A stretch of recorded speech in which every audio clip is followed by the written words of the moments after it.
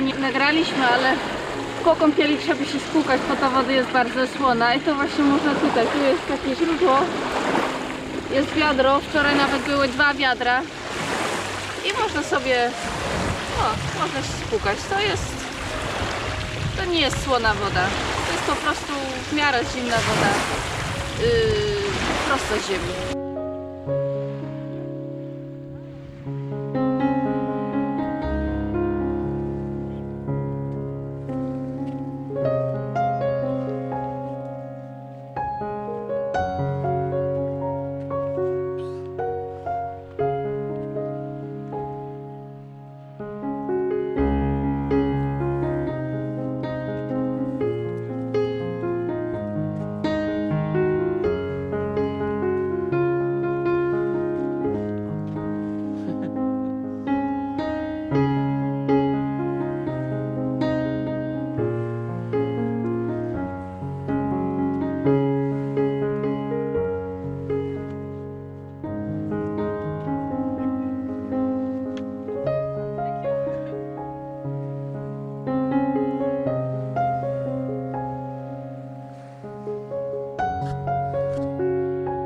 Pogoda jest zmienna.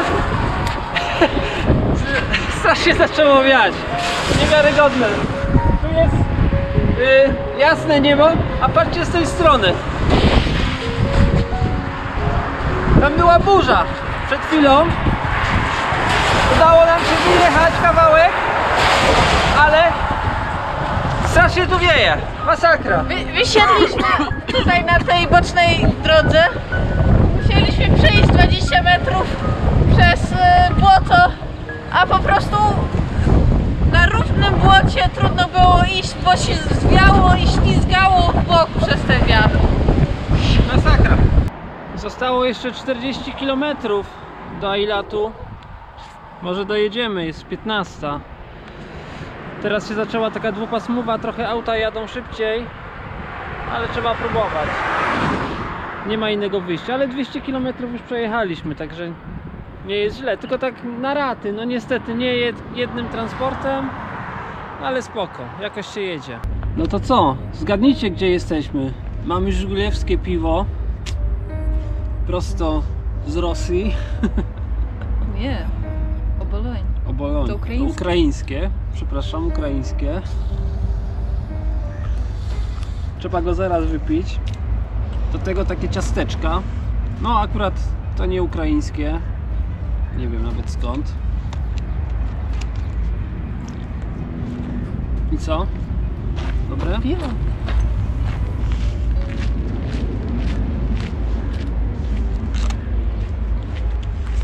Słuchajcie, rozwiążę waszą zagadkę. Jesteśmy w Ailacie. Ailacie. I za nami tam kawałeczek dalej znaleźliśmy rosyjski sklep. Znaczy gość z ostatniego stopa nas po prostu tam podwiózł. Był rodem z Kazachstanu. Tak. Zobaczyliśmy, że sprzedają tam takie piwo, to postanowiliśmy go kupić. Ono kosztowało 10 szekli, 9,5 nawet dokładnie, czyli coś koło 10 zł za litrowe piwo. Biorąc pod uwagę, że to wszystko jest drogo, to piwo nie jest bardzo drogie w stosunku do tej ceny. A myśmy od śniadania nic nie jedli, więc to ma dużo kalorii, to ma dużo, więc to będzie nasza przekąska. Chcieliśmy kupić chleb w ogóle, ale mieli tylko jeszcze bardzo drogie chleby, więc pójdziemy dalej, gdzie znajdziemy jakiś normalny chleb. Ale kupiliśmy serek topiony za 3. Też było polskie serki. Tak, ale trochę droższe.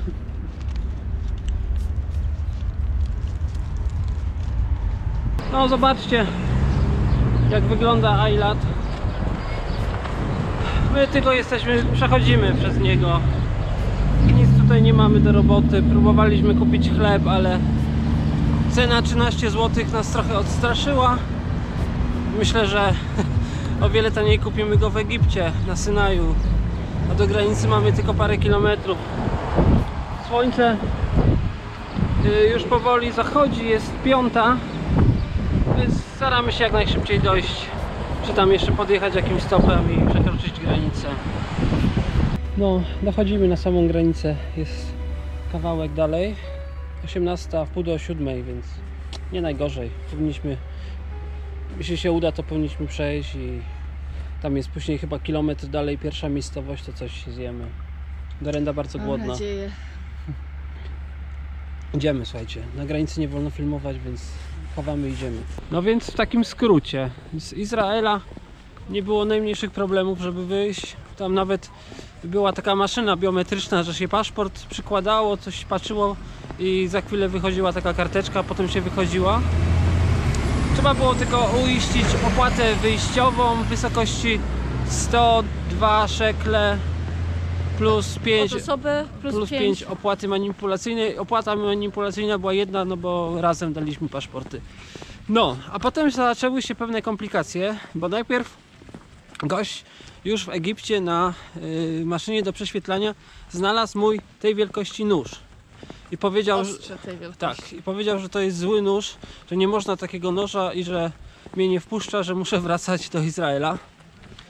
Ale coś tam pogadaliśmy i powiedział, żeby nikomu nie mówić, żeby schować. Więc nie mówcie nikomu. Tak, i puścił. No, ale już były pierwsze nerwy. Potem idzie się do takiego gościa, wpisuje się na kartce, gdzie się idzie. Myśmy nie napisali. Coś tam ze zdrowiem. Tak. Myśmy konkretnie nie napisali, bo nie wiemy jeszcze, gdzie idziemy i co będziemy robić. Więc nas trzymał tam z 15 minut. Nie mamy adresu, bo tam Tak. trzeba było adres. Przyszedł jakiś kolega, dzwonił gdzieś. Potem powiedział, że codziennie będzie pisać do nas e-mail i mamy mu odpowiadać, gdzie jesteśmy i jak się czujemy. Na koniec nam zmierzył gorączkę i powiedział, że jest ok. Tak. Potem poszliśmy do okienka z paszportami. I jeśli byśmy chcieli wejść tylko na Synaj, 14 dni można wejść za darmo. 15. No ale my chcemy jechać dalej, więc musieliśmy kupić wizę za $25. I to jest taka standardowa cena. Ale nie mogliśmy tak po prostu kupić wizy, bo oprócz wizy trzeba było mieć jeszcze gwarancję biura podróży, która coś tam gwarantuje, że coś tam. Nie wiadomo, co gwarantuje. No i gość za to chciał $40. No myśmy stargowali na 25, już daliśmy mu tą kasę, bo i tak chcemy jechać do Kairu, chcemy jechać dalej. 25 jakoś się odrobi kiedyś w przyszłości. Druga opcja by było, żeby pojechać z powrotem do Izraelu i tam w ambasadzie zrobić wizę. Wtedy taki pismo nie jest potrzebne. No. A No więc ale znów musielibyśmy zapłacić tą opłatę wyjściową, która kosztuje tyle samo. I no. musielibyśmy czekać 2 dni, bo teraz wszystko jest zamknięte, bo jest weekend. No więc mniej więcej tak to wygląda. A co dalej, to powiemy później. No jesteśmy 60 km dalej od przejścia w miejscowości Nuweiba. No i powiem wam, że wczoraj skończyłem mówić o tych wizach i się jeszcze okazało, że musimy zrobić opłatę wjazdową. Opłata wjazdowa kosztowała 400 funtów, czyli to jest około 25. Nie, około 100 zł. Około 100 zł, tak, no, około 100 zł. Na pierwszym checkpoincie. To jest dużo. Tak. Wcześniej ta opłata była, ja czytałem w internecie, dużo mniejsza, ale pewnie ją podnieśli. No to więc dobrze, wróciliśmy do banku, rozmieniliśmy dolary, zapłaciliśmy tą opłatę i chcieliśmy iść dalej za ten checkpoint. Po 50 metrach nas zatrzymali i powiedzieli, że nie możemy iść. Policja, że można tylko pojechać taksówką dalej. Bo jest niebezpiecznie, bo coś. Bo jest noc i że w ogóle nie wolno i tak dalej, i tak dalej. No i wzięli nam paszporty, dali jakiemuś policjantowi, on nas zaprowadził na dworzec, ale powiedział, że autobus jest dopiero o godzinie 9:30, a to była chyba godzina 10 w nocy, więc trzeba było czekać 12 godzin. I powiedział, że on nam nie odda paszportów, bo coś tam zaczął wymyślać. Najpierw jeden powiedział, że możemy tam po prostu czekać i przeczekać noc. Potem przyszedł inny, wziął paszporty i No i że odda dopiero rano. A my powiedzieliśmy, żeby nam oddał od razu, że my idziemy, że w takim razie wracamy do Izraela. No bo wiecie, to jest niekomfortowo się czuć, że ktoś ci, jakiś policjant trzyma twoje paszporty i każe ci siedzieć na jakiejś ławce. A to jeszcze taki policjant, tam wszyscy chodzili bez mundurów, w ogóle nie mieliśmy dowodu, że to był policjant. Miał tylko pistolet. No więc oddał nam te paszporty i poszliśmy w kierunku, tak jakby z powrotem w kierunku Izraela, tam kilometr dalej. No i tam był postój taksówek, ale wszystkie taksówki chciały strasznie dużo kasy, żeby dojechać te 60 km. Oni chcieli po 600, chcieli 600 za nas dwoje, czyli 600 to jest ponad 100 zł. 150 zł. No. To była początkowa cena, udało się wytargować u kogoś tam 400 chyba, No. 350 nawet, ale to i tak bardzo. Myśmy powiedzieli nie, takiej kasy nie damy, będziemy czekać na autobus. Autobus podobno kosztował 80. Tak. No ale wiecie, siedzimy na takiej ławce, była już chyba godzina 12, zaczęło się robić zimno, trzeba było założyć kurtki puchowe, no i człowiek zmęczony, bo cały dzień nie spaliśmy, znaczy dzień nie spaliśmy, już się robi 12 w nocy, jesteśmy zmęczeni, no to położyliśmy się na takim murku. No i niby było wszystko w porządku. Ja za chwilę poszedłem, zobaczyłem, że tam jest taka toaleta przy tym postoju dla taksówkarzy i tam był taki dywan, więc pytałem jednego, czy można na ten dywan. No to on powiedział, że można na ten dywan. Więc poszliśmy spać na ten dywan, ale w międzyczasie przyszedł jakiś gość i powiedział, żebym z nim szedł i że nie można na tym dywanie. No to idę pod orędę, mówię wstawaj, zebraliśmy się wszystko, wzięliśmy rzeczy, przychodzi jakiś policjant i mówi, ja tu jestem policjantem i ja wam mówię, że możecie spać na tym dywanie. No to wróciliśmy na ten dywan. Nie minęło pół godziny i przyszedł, ja już nie wiem. Ten sam gość chyba. Albo ten sam, że już nie wolno. albo jakiś podobny, że nie wolno, że wróćcie tam, gdzie siedzieliście wcześniej. No to wróciliśmy, położyliśmy się tam. Co pół godziny przychodził jakiś dziadek i mnie tak, tu nie wolno, tu nie wolno. O 5 wszyscy wstali, bo była modlitwa i wtedy tak, wtedy co parę minut ktoś przychodzi, co tu robicie, tu nie wolno, ale policjant powiedział, że wolno. Aha, okej, no tak. Dobrze, to śpicie. No i w końcu była 6, wstaliśmy, bo już przyszedł ten policjant i powiedział, że jest 6, żebyśmy szli na postój na dworzec autobusowy i podszedł do nas taksówkarz i powiedział, że tutaj do tej miejscowości zabierze nas po 100, czyli z tych 600 zrobiło się 200. No i było to o 3 godziny wcześniej niż miał być autobus. Autobus 80 podobno, no więc dopłaciliśmy 20, no ale byliśmy 3 godziny wcześniej. Tak. I przyjechaliśmy. On tu mieszka, więc chciał wrócić do domu, bo jest sobota, w sobotę izraelskich klientów nie ma, więc stałby tam, czekałby cały dzień. A teraz przynajmniej koszty pokrył, żeby pojechać do domu. No i więc tutaj przyszliśmy na plażę, jesteśmy w takim namiocie. No i tu znowu jest problem z noclegiem, bo oczywiście można, jak się płaci, to nie ma problemu.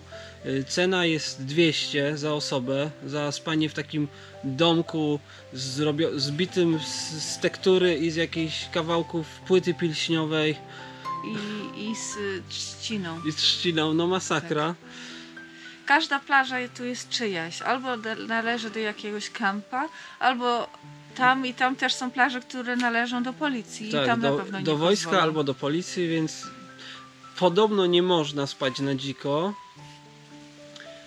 No i wykombinowaliśmy tak, ponieważ teraz jesteśmy zmęczeni, nie przespaliśmy nocy, zgadaliśmy się z takim gościem, zezwolił nam teraz 2 godziny spać, czyli jest godzina 10, a gdzieś tak do 12:30 będziemy tu spać, potem sobie pójdziemy połazić po mieście i możemy z powrotem tu wrócić po 10 w nocy, wejść po cichu, żeby nas nikt nie zauważył i spać do rana. Pokazał taki domek, który jest otwarty, tam kłódka wisi, ale jest otwarty, no. Słuchajcie, na razie... Bardzo miły gość, dużo przydatnej On jest informacji dał, gada po angielsku, chciał nas pomagać, ale tutaj mają taki system, że się nie da, bo jeśli my tu będziemy spać oficjalnie, to oni muszą odprowadzić różne podatki, przez co nie mogą obniżać po prostu ceny, bo musieliby dopłacić. I oficjalnie wszystko jest dlatego, że to ma być dla naszego bezpieczeństwa. Tak. Nie można chodzić na nogach poza miastami, bo są checkpointy. Możesz tylko pojechać tam taksówką albo autobusem. Nie można jeździć autostopem, bo prywatny człowiek nie może cię podobno wziąć do auta. To jeszcze musimy sprawdzić, bo aż mi się kurczę nie chce wierzyć, no ale... Cały czas chcą po prostu wiedzieć, kto gdzie jest, a jak tam nie dojedzie, gdzie miał dojechać, to pojadą sprawdzić, czy nic się nie stało. No, Co ogólnie jest fajne, ale strasznie no ograniczające. powiem wam, że może się czuję tu bezpiecznie, ale niekomfortowo, bo czuję się kontrolowany z każdej strony, Tak. osaczony. Nie mam prawa do podejmowania 100% decyzji, jakie chcę, czyli nie mogę po prostu iść drogą, bo mnie zatrzymają, że nie można tam iść, a jak taksówka to kasa. I jak na razie, słuchajcie, popłynęliśmy chyba, wydaliśmy najwięcej kasy wczoraj w nocy niż przez cały poprzedni miesiąc. Tak. Naraz. Nie wiem ile wydaliśmy, ponad... A tu wcale nie jest tanio. Wcale nie jest tanio, a wszyscy mówili, że Egipt jest taki tani, nie wiem, Jordania jest w cenach troszeczkę droższa, ale tam masz swobodę, tam robisz co chcesz, idziesz gdzie chcesz, ludzie są gościnni, biorą cię na stopa, zapraszają do domów, śpisz z Beduinami w namiocie, no. No, ludzie tutaj też są mili. Jeśli nie są policjantami, którzy mają cię pilnować, to są ogólnie mili, ale system wszystko ogranicza. Dobra, bo już za dużo gadamy, no. To są nasze takie gorące relacje na teraz. Przynajmniej już trochę humor się polepszył po tym, jak ten gość nas próbował pomagać. Tak, ale ja byłem trochę załamany po prostu. Nie lubię takich sytuacji. Byłem w różnych krajach. W Afganistanie, kurczę, w Afganistanie było tak, zajebiście, a tu jest jak w więzieniu. Tak. I wcale nie jest ładnie. Ja wam później jest pokażę. strasznie brzydko. Strasznie brzydko jest. Masakra. W porównaniu do Jordanii to jest tutaj strasznie brzydko, no. Tak. Nie wiem. Nie jedźcie nigdy lądem do Taby. Nie wiem. Ja jeszcze nie ma po co. zrobimy wam tą relację, będziecie wiedzieć, ale na razie ja jestem na nie i Dorenda chyba też. Tak. Jeśli tak dalej będzie, to nie zostaniemy tu chyba 3 tygodnie. No. To lepiej wrócić do Izraela. Do Izraela, gdzie jest drogo, ale możesz robić co chcesz, bo możesz siedzieć na plaży za darmo i nikt do ciebie nie przyjdzie i ci nie powie idź stąd, nie? Tak. Po prostu tam jest wybór. Chcesz zapłacić, zapłacisz. Nie chcesz zapłacić, nie zapłacisz. I rób sobie co chcesz, nie? A tutaj nie możesz. Tak. No, wystarczy. Pa. Pa.